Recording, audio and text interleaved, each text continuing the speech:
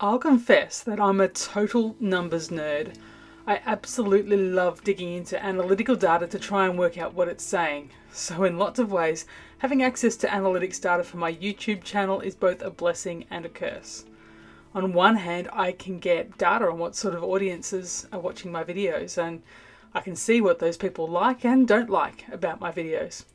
I can see whether there is any consistency when they click away from my videos, and I can make improvements to the way that I do things to try and improve things for you, my viewers.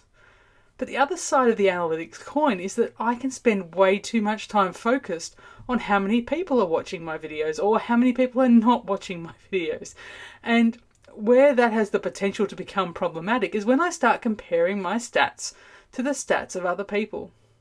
It's totally a human thing to do, to compare ourselves with other people and the results that other people are getting, particularly when we think those people are similar to us in some way. Are they trying to lose weight and they lose more than we did? Are they having some amazing holiday on a tropical island while we're stuck at home? Are they out and about at a cafe while we're at home in lockdown?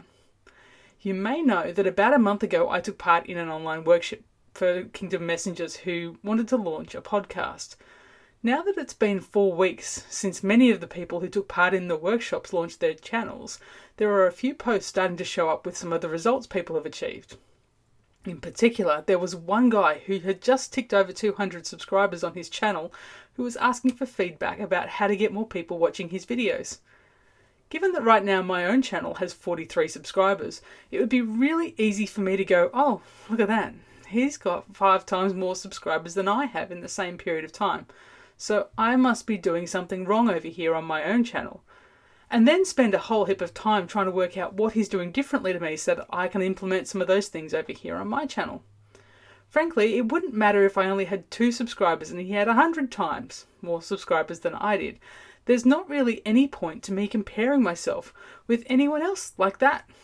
The main reason why me comparing myself with this guy is pointless is that we are both running totally different races, and we are both focused on entirely different audiences.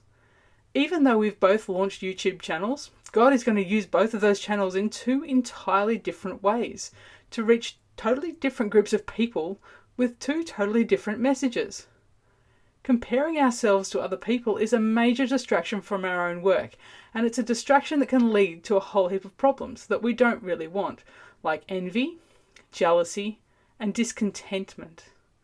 At the extreme end, if I allowed my comparisons to convince me to quit, to get me to stop making videos because I assumed that I was no good at it, then I would never achieve any growth, and I'd never properly step into the calling that God has given me.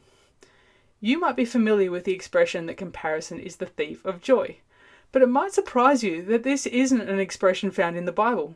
It's actually a quote attributed to Theodore Roosevelt, the 26th President of the United States. That being said, the Bible does warn about comparing ourselves with others in terms of it being a distraction.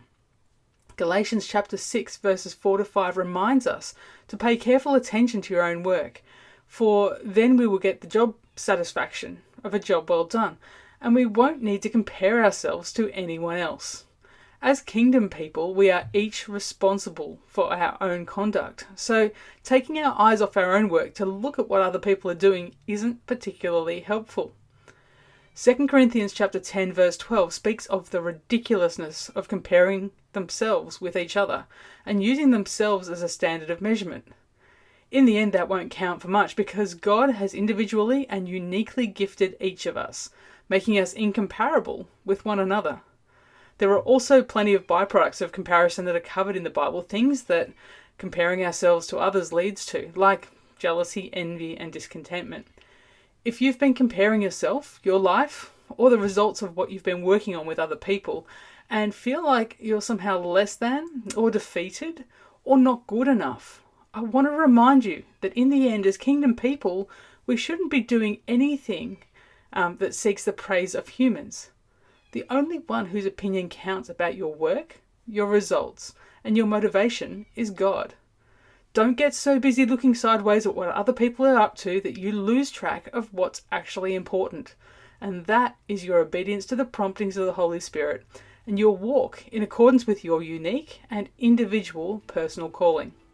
If that's something you want to know more about, then make sure you subscribe and get notifications for when new Thrive episodes are released. Also, if you have a friend who might benefit from this message, make sure you share this with them. And if you're here watching because someone shared this with you and you got something out of being here, now's the time to message them to say thanks before you get stuck into the next message. Until next time, blue skies.